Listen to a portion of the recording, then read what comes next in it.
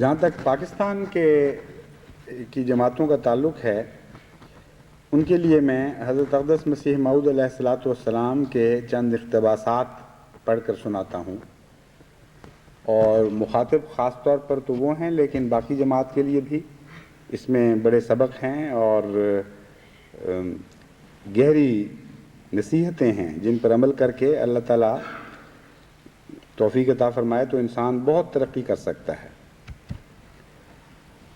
حضرت اقدس مسیح موعود علیہ الصلوۃ والسلام فرماتے ہیں، یہ 3 اقتباس میں نے چنے ہیں: روز روشن کے ظہور سے پہلے ضرور ہے کہ خدا تعالیٰ کے فرستادوں پر سخت آزمائشیں وارد ہوں اور ان کے پیرو اور جانشین بھی بخوبی جانچے اور آزمائے جائیں، تا خدا تعالیٰ سچوں اور کچوں اور ثابت قدموں اور بزدلوں میں فرق کر کے دکھلا دے۔ عشق اول سرکش و خونی بود، تا گریزت ہر کے بیرونی بود۔ پھر فرماتے ہیں، یہ ابتلا اس لیے نازل نہیں ہوتا کہ وہ ان کو ذلیل و خوار اور تباہ کرے یا صفحہ عالم سے ان کا نام و نشان مٹا دے، کیونکہ یہ تو ہرگز ممکن ہی نہیں کہ اللہ تعالیٰ اپنے پیار کرنے والوں سے دشمنی کرنے لگے اور اپنے سچے اور وفادار عاشقوں کو ذلت کے ساتھ ہلاک کر ڈالے، بلکہ حقیقت میں وہ ابتلا کہ جو شیر ببر کی طرح اور سخت تاریخی کی مانند نازل ہوتا ہے، اس لیے نازل ہوتا ہے کہ تا اس برگزیدہ قوم کو قبولیت کے بلند مینار تک پہنچا دے اور الہی معارف کے باریک دقیقے ان کو سکھا دے۔ یہی سنت اللہ ہے جو قدیم سے خدا تعالیٰ اپنے پیارے بندوں کے ساتھ استعمال کرتا چلا آیا ہے۔ یہاں جو شیر ببر کی طرح ابتلا کے آنے کا ذکر ہے، اس ضمن میں مجھے 2 خوابیں بھی یاد آ گئیں جو پاکستان سے 2 مختلف بزرگوں نے لکھ کر بھیجی، اور جیسا کہ میں نے بیان کیا تھا، یہ ایک عجیب خدا تعالیٰ کی طرف سے توارد ہو رہا ہے کہ ایک ہی مضمون کی خوابیں جو آگے پیچھے پہلے نہیں آیا کرتی تھیں لوگوں کو، وہ ایک ہی دن مجھ تک پہنچتی ہیں، اور پھر وہ اکٹھا مضمون ظاہر ہو کر پھر اس کے بعد وہ مضمون بدل جاتا ہے، پھر اور کے مضمون کی خوابیں آنی شروع ہو جاتی ہیں۔ تو ایک ہی دن 2 مختلف بزرگوں نے خوابیں دیکھی کہ شیر ببر کو مارا ہے انہوں نے، اور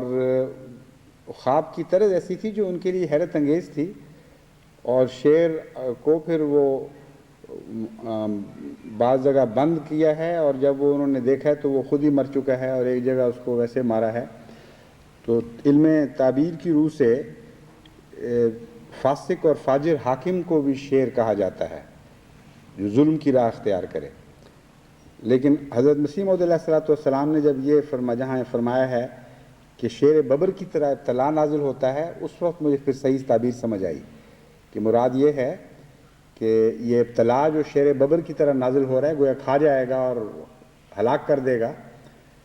یہ ابتلا خود ہلاک ہونے والا ابتلا ہے۔ پھر حضرت اقدس مسیح موعود علیہ السلام فرماتے ہیں، اگر ابتلا درمیان میں نہ ہوتا تو انبیاء اور اولیاء ان مدارج عالیہ کو ہرگز نہ پا سکتے کہ جو ابتلا کی برکت سے انہوں نے پا لیے۔ ابتلا نے ان کی کامل وفاداری اور مستقل ارادے اور جاں فشانی کی عادت پر مہر لگا دی اور ثابت کر دکھایا کہ وہ آزمائش کے ذلائل کے وقت کس اعلیٰ درجہ کا استقلال رکھتے ہیں اور کیسے وفادار اور عاشق صادق ہیں کہ ان پر آندھیاں چلیں اور سخت تاریکیاں آئیں اور بڑے زلزلے ان پر وارد ہوئے اور وہ ذلیل کیے گئے اور جھوٹوں اور مکاروں اور بے عزتوں میں شمار کیے گئے اور اکیلے اور تنہا چھوڑے گئے، یہاں تک کہ رحمانی مددوں نے بھی جن کا ان کو بڑا بھروسہ تھا کچھ مدت تک منہ چھپا لیا، اور خدا تعالیٰ نے اپنی مربیانہ عادت کو یکبارگی ایسا بدل دیا کہ جیسے کوئی سخت ناراض ہوتا ہے، اور ایسا انہیں تنگی اور تکلیف میں چھوڑ دیا کہ وہ گویا وہ سخت مورد غضب ہیں، اور اپنے تئیں ایسا خشک سا دکھلایا کہ گویا وہ ان پر ذرا مہربان نہیں بلکہ ان کے دشمنوں پر مہربان ہے، اور ان کے ابتلاؤں کا سلسلہ بہت طول کھینچ گیا، ایک کے ختم ہونے پر دوسرا اور دوسرے کے ختم ہونے پر تیسرا ابتلا نازل ہوا۔ غرض جیسے بارش سخت تاریک رات میں نہایت شدت اور سختی سے نازل ہوتی ہے، ایسا ہی آزمائشوں کی بارشیں ان پر ہوئیں، بلکہ جتنا مصائب و شدائد کا باران ان پر پڑتا گیا اتنا ہی انہوں نے آگے قدم بڑھایا، اور جس قدر وہ توڑے گئے اسی قدر وہ مضبوط ہوتے گئے، اور جس قدر انہیں مشکلات راہ کا خوف دلایا گیا ان کی ہمت بلند اور شجاعت ذاتی جوش میں آتی گئی۔ بالآخر وہ ان تمام امتحانات سے اول درجے کے پاس یافتہ ہو کر نکلے اور اپنے کامل صدق کی برکت سے پورے طور پر کامیاب ہو گئے، اور عزت اور حرمت کا تاج ان کے سر پر رکھا گیا، اور تمام اعتراض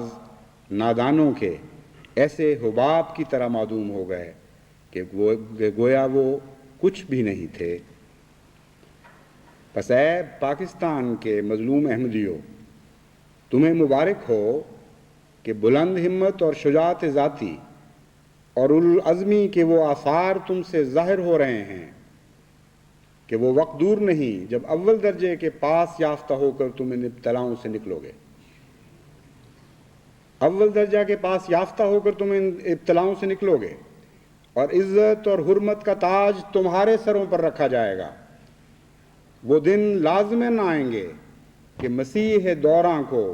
کانٹوں کا تاج پہنانے والے خود کانٹوں میں گھسیٹے جائیں گے، اور ذلت اور رسوائی کا تاج ان کے سروں پر رکھا جائے گا۔